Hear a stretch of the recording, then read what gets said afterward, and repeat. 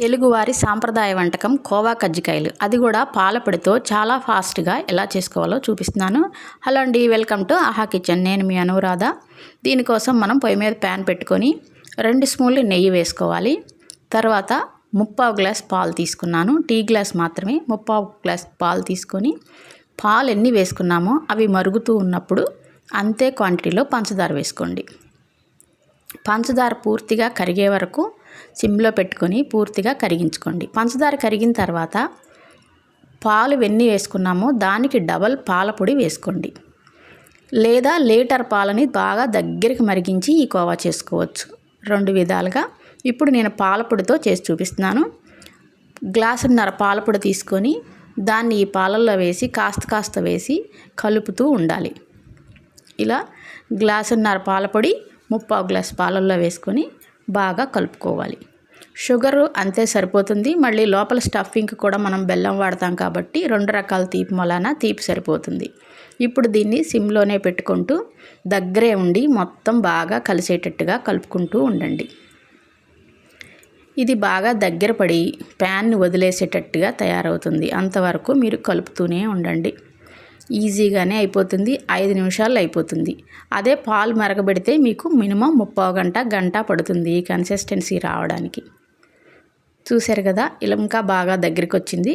ఇదిగో ఇప్పుడు కరెక్ట్గా ఇదిగో ప్యాన్ని వదిలేసి మన గరిటె చుట్టూనే ఉంటుంది. అలాంటప్పుడు దీన్ని ఆపేసుకొని, స్టవ్ ఆపేసుకొని దీన్ని అంతటినీ ఒక ప్లేట్లోకి తీసుకోండి, లేదంటే ఇంకొంచెం గట్టిపడిపోతుంది. ఇప్పుడు మనకు కావాల్సినన్ని కొబ్బరి చిప్పలు తీసుకొని తురుముకొని కానీ మిక్సీ వేసుకొని కానీ, 1 కప్పుతో కొబ్బరిని కొలుచుకుంటే దానిలో సగం బెల్లం వేసుకోండి. 1 కప్పు కొబ్బరి అయితే 1/2 కప్పు బెల్లం. ఇప్పుడు బెల్లం వేసుకొని దానిలో కొంచెం నీళ్లు, అంటే 2 గరిటెల నీళ్లు మాత్రమే వేసుకొని ఈ బెల్లాన్ని పూర్తిగా కరగనివ్వండి.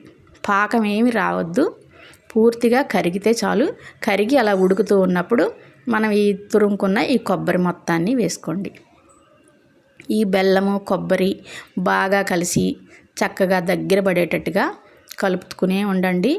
మీడియం ఫ్లేమ్లో పెట్టుకొని మళ్ళీ కొబ్బరిలో నీరు వచ్చి ఇంకొంచెం మళ్ళీ లూజ్ అవుతుంది, తర్వాత పూర్తిగా గట్టిపడుతుంది.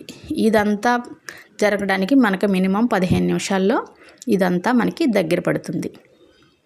ఇది బాగా దగ్గర పడుతున్న టైంలో చూశారు కదా, అలా తిప్పుతూనే ఉండండి. ఇది బాగా దగ్గర పడుతున్నప్పుడు కొంచెం యాలకుల పొడి కూడా వేసుకొని బాగా కలుపుకోండి. కొంచెం యాలకుల పొడి కూడా వేసుకొని బాగా కలుపుకొని స్టవ్ ఆపేసుకొని దీన్ని పూర్తిగా చల్లార్చుకోండి.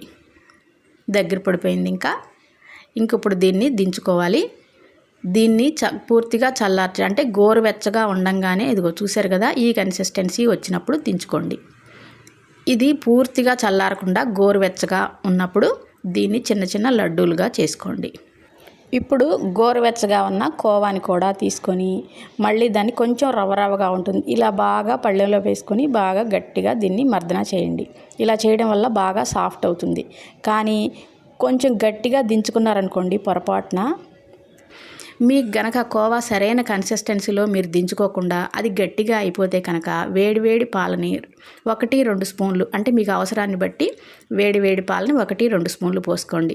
లేదు ముందే దించేసి అలా లూజ్గానే ఉందనుకోండి, అప్పుడు మీరు 1 స్పూన్ పాలపొడి వేసి దాన్ని గట్టిపరచుకోండి. ఇప్పుడు ఇలా ఈ కోవానంతటిని ఇలా చిన్న చిన్న బాల్స్గా చేసుకోండి. తర్వాత మధ్యలో పల్చగా చుట్టూ మందంగా ఉండేటట్టుగా ఇలా చేసుకొని, తర్వాత మధ్యలో ఇలా స్టఫింగ్ కొబ్బరి ఉండ పెట్టుకొని పైన ఇలా రౌండ్గా చుట్టుకోండి. ఇది గోరువెచ్చగా ఉన్నప్పుడు చేసుకున్నారంటే మనకి ఆరిపోయేసరికి చక్కగా బీసుకుంటుంది, కొంచెం గట్టిపడుతుంది మెత్తగా లేకుండా. ఇలా రౌండ్గా చక్కగా చేసుకోండి. అన్నిని అలాగే చేసుకోవాలి. ఈ కోవాని మధ్యలో పల్చగా చుట్టూ మందంగా ఉండేటట్టుగా చేసుకొని తర్వాత ఇలా కొబ్బరి ఉండ పెట్టి స్టఫ్ చేసుకోవాలి. ఇలా ఈజీగా అయిపోతుంది. ఇప్పుడు ఇలా ఉండలన్నీ చేసుకున్న తర్వాత మళ్ళీ ఒక్కసారి వీటన్నిటిని నున్నగా రావడం కోసం చేతికి 1 స్పూన్ నెయ్యి వేసుకొని ఈ ఉండలన్నిటిని మళ్ళీ ఒక్కసారి ఇలా నున్నగా చేసుకొని పెట్టుకోండి. దీంతో చక్కగా గుండ్రంగా ఉంటాయి, చూడటానికి కూడా చాలా పర్ఫెక్ట్గా ఉంటాయి. ఈ కోవా కజ్జికాయలు పైన లైట్గా ఉన్న తీపి, లోపల బెల్లం తీపి రెండు కలిపి చాలా టేస్ట్గా ఉంటాయి.